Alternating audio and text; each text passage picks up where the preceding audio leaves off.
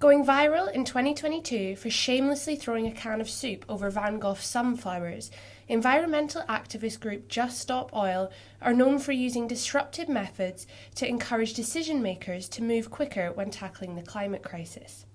You would think that groups like these would have a heavy influence at COP, the largest, arguably most well-known climate conference there is. However, despite both pushing the same agenda, there seems to be a clear conflict in their methods. Perhaps the most famous climate activist, Greta Thunberg, is boycotting this year's conference for being held in Azerbaijan, a nation heavily dependent on the extraction and export of oil and gas. Just Stop Oil haven't made an official statement regarding their position. On home turf, momentum remains strong in the form of events like this comedy fundraiser in Walthamstow.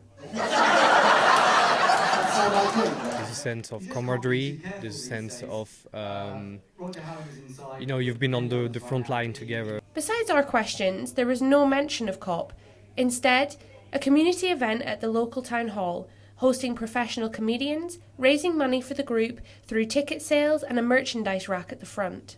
We spoke to event organiser Janine to find out the general consensus amongst Just Stop Oilers regarding the climate conference this week.